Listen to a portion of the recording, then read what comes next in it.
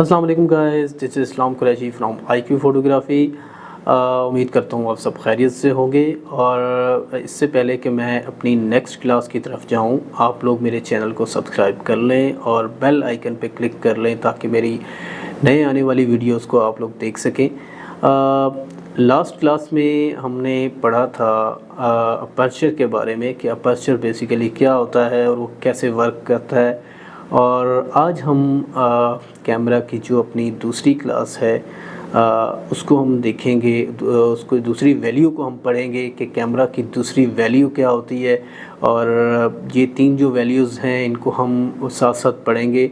पहली वैल्यू हमने अपर्चर पढ़ी, अब दूसरी वैल्यू हम इसमें शटर स्पीड की पढ़ेंगे कि बेसिकली आपकी शटर स्पीड क्या होती है और आप किस तरह जो है आपकी ये शटर स्पीड वर्क करती है कैमरा में, और किस तरह ये आपको प्रॉपर आप मैनुअल मोड पे शटर स्पीड को सिलेक्ट करके आप किस तरह जो है एक अच्छी पिक्चर ले सकते हैं। टाइम को देखते हुए, लाइट को देखते हुए आप जो है शटर स्पीड को कैसे सिलेक्ट करते हैं। आपकी स्क्रीन पे आप देख सकते हैं कि शटर स्पीड की एक वैल्यू दी गई है और साथ उसके कुछ जो है सिंबल हैं, ठीक है।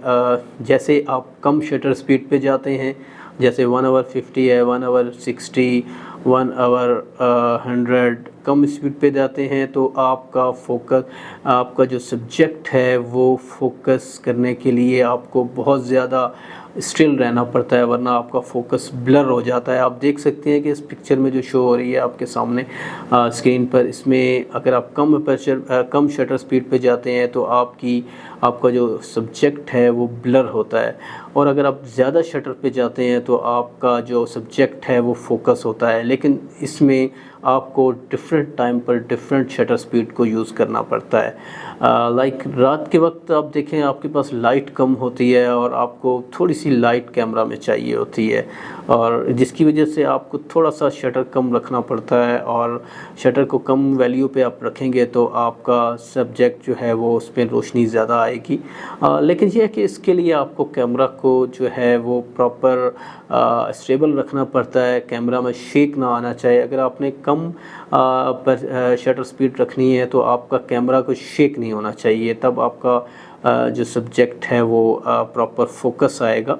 ये डिफरेंट जगह पर डिफरेंट तरह से वर्क करती है जो शटर स्पीड है आपकी। अब स्पोर्ट्स फोटोग्राफी में आपको पता है कि जो सब्जेक्ट होता है वो मूविंग सब्जेक्ट्स होते हैं, वो भाग रहे होते हैं। उसमें आपको थोड़ी तेज़ जो है शटर स्पीड चाहिए होती है ताकि आपका जो है सब्जेक्ट जो है फ़ौरन आप उसको कैप्चर कर सकें, और शटर बहुत जल्दी तेज़ी से बंद होता है और आप फ़ौरन जो है वो सब्जेक्ट आपका कैप्चर हो जाए, उसके अंदर आप उसकी पिक्चर ले सकें। लेकिन आप अगर किसी ऐसी जगह मौजूद हैं जहाँ पर आप आप किसी स्टेज पे किसी ग्रुप की पिक्चर ले रहे हैं और ग्रुप बिल्कुल स्टेबल खड़ा हुआ है और उसमें कोई शेक नहीं है, कोई जो है उसमें सब्जेक्ट हिल नहीं रहा, तो उसमें आप कम शटर स्पीड भी यूज़ कर सकते हैं। उसमें आप 100 भी यूज़ कर सकते हैं और मेरे ख़्याल में उसमें आप 80 भी यूज़ कर सकते हैं। लेकिन अगर आपका कैमरा भी शेक नहीं कर रहा और आपका सब्जेक्ट भी शेक नहीं कर रहा तो आप यूज़ कर सकते हैं।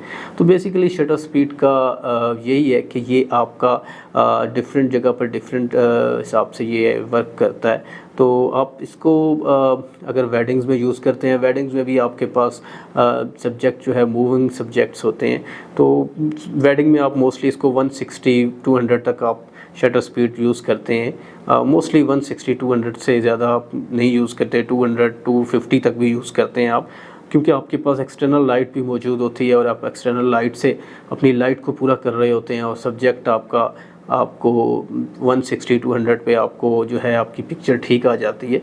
वीडियो के लिए इसका बिल्कुल थोड़ा चेंज रोल है। वीडियो के लिए आप 50 फ्रेम पे भी कर सकते हैं, 60 पे भी आप इसको कर सकते हैं। वीडियो पे डिफरेंट जगह पर आपको 50 फ्रेम पे, 60 फ्रेम पे आप डिफरेंट शटर स्पीड आप उसको यूज़ करते हैं। आप फ़ोटो के लिए डिफरेंट यूज़ होती है और वीडियो के लिए डिफरेंट यूज़ होती है। तो बेसिकली आप शटर स्पीड का जो मकसद है वो मैंने आपको बता दिया है कि बेसिकली ज़्यादा शटर स्पीड आप वहाँ यूज़ करते हैं जहाँ आपके मूविंग सब्जेक्ट्स होते हैं, और कम शटर स्पीड आप वहाँ यूज़ करते हैं जहाँ आपके स्टेबल सब्जेक्ट्स होते हैं, जहाँ स्टेबल होता है, मूविंग ऑब्जेक्ट नहीं होते, आपके पास सब्जेक्ट नहीं होते, तो आप वहाँ यूज़ करते हैं।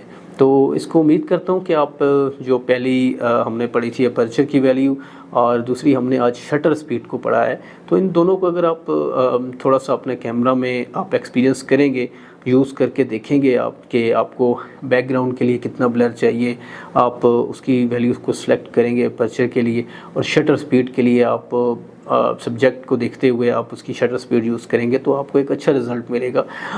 इंशाल्लाह नेक्स्ट हम जो है क्लास में आईएसओ को पढ़ेंगे। इसके बाद हमारी ये तीनों वैल्यूज़ कंप्लीट हो जाएंगी और तीनों वैल्यूज़ को आप डिफरेंट जगह पे यूज़ करेंगे तो आपको थोड़ा आइडिया हो जाएगा कि इसको आपने कैसे यूज़ करना है और कैमरा को प्रॉपर आप कैसे इसको यूज़ कर सकते हैं और कैसे इसके लिए प्रैक्टिकल क्लास में भी मैं आपको बताऊंगा कि कैसे इन तीनों वैल्यूज़ को सिलेक्ट करके आप आगे अच्छी एक पिक्चर ले सकते हैं।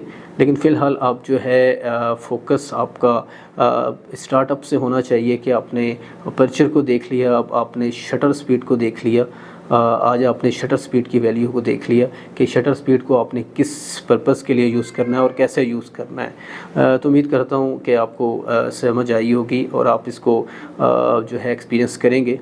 नेक्स्ट क्लास तक जो है नेक्स्ट क्लास में हम आपको मिलेंगे और इंशाल्लाह आईएसओ के बारे में पढ़ेंगे। बहुत शुक्रिया।